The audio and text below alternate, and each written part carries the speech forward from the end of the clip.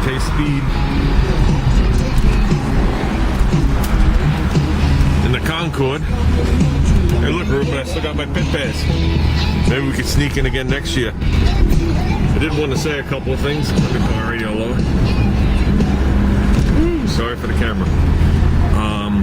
First of all, me and the Roopster, our friends Steve and George, all met up at the Summer Nationals up there in Thompson Motor Speedway, and we were very disappointed. So it was, I mean, I'm gonna flatter them and say there was 400 cars as opposed to their regular 5,000, and you know, it didn't dawn on me before I left to go up there that there was probably gonna be some politics. Then I find out when I was up there in Connecticut the other day talking to the owner of the Wintech place,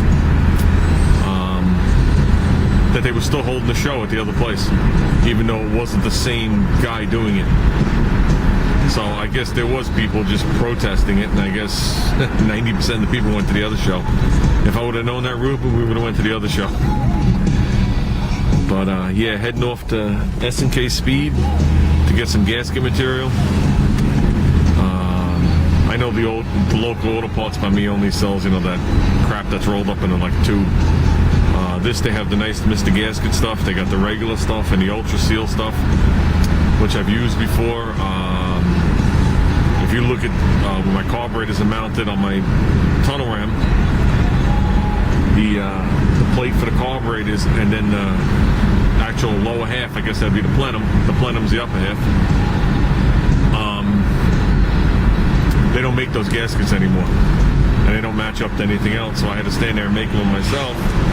And I don't know if anybody's ever made gaskets. It's pretty easy on a bigger area like that. You actually just lay the gasket where you need it, and you go in there with a very small ball-peen hammer, and you just tap it around the edge. It does no damage to the aluminum whatsoever, and the aluminum cuts it like a knife. And then you just move the gasket away and pop the piece out. Well, I don't think we're going to have that kind of luck on such a small opening, so I'm probably going to come up with a punch to punch that hole. And that's it, guys. We're at S&K Speed. They moved to the other side of the building and made their showroom like 3 times bigger. So, and nicer. A little more updated. Nope. There you go, guys. Mr. Gasket. 12 by 12 by 16th of an inch, $11. How many intake gaskets you think I can make out of that? I was watching Mustie1's video this morning of the single cab putting the motor in, engine, and I had mentioned that to Richie when he talked about that when our peak was there behind the bug. And Richie said to me that there would be problems with the motor going in due to something with 6 volt, 12 volt flywheels and all sorts of stuff. And when I turned the video on, I seen Mustie1 had to clearance the flywheel into the bell housing. So I guess you were right, Rich. But no, Richie had I'm going to get the year wrong, so I'm going to round it off. 57 to 59 van. I'm calling a van. I don't know what you guys call them. But it was a double door van. There was a set of doors on one side and a set of doors on the other. And even when he got the van, I don't know if he said he got it in the late 60s. No, it had to be in the 70s. When he had got it from the guy who had a puke motor. Even then, that van was rare. Because they all had van doors, I guess, on one side. I guess the passenger side. But it was nice. He says you opened up both sets of doors, you can go right through. And he picked that thing up and needed a motor. He wound up putting the Super Beetle motor in, whatever size that might be, or whatever year, I'm not sure. I guess the Super Beetle started in 70, 71. I think 71. I'm not a Volkswagen, guys. I'm trying my best. And he told me some of the things he had to do it. Then as time went on, he gave the van to his father-in-law, who installed garage doors.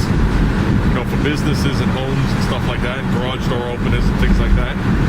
And it got many years of use like that. Then it came back to him, and he wound up putting it up for sale. And believe it or not, all the people wanted was the engine.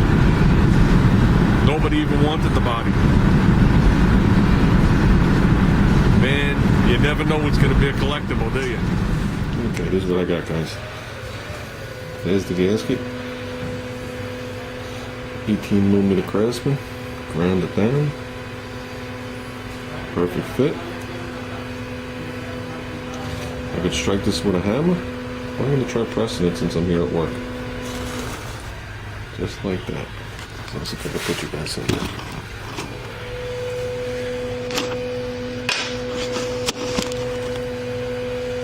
See what we got.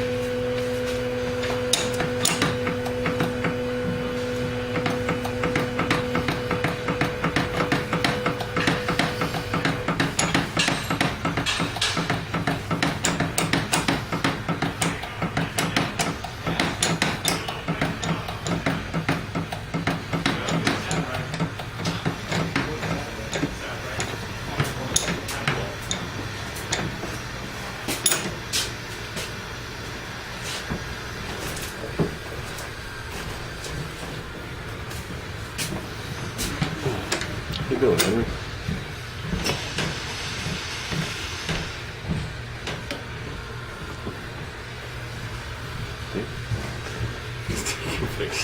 Beautiful. How could you beat that? You're out of your Oh, man. Oh, until I hit my head on the press. Okay, I'm going to make 10 of these.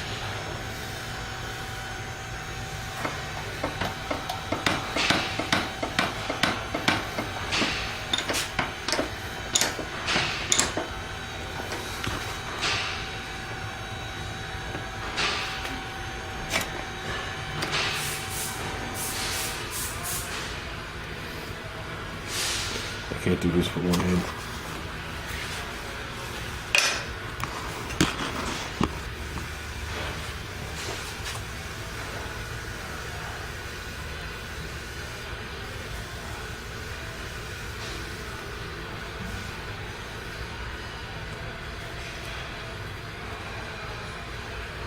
Okay.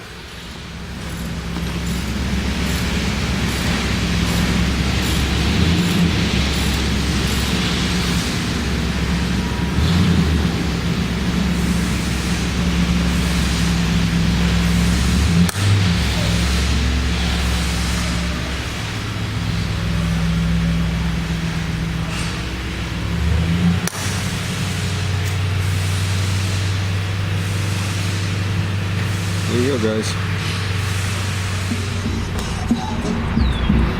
Well, just leaving work, guys. I put this lower. I call that a success. You got to be able to call that a success. Factory fresh. So, let's go home, cut them out, and see how they work. I mean, you saw how I did it. You saw the punch. It was amazing that the hole punch was the exact size of the screw holes. That worked out.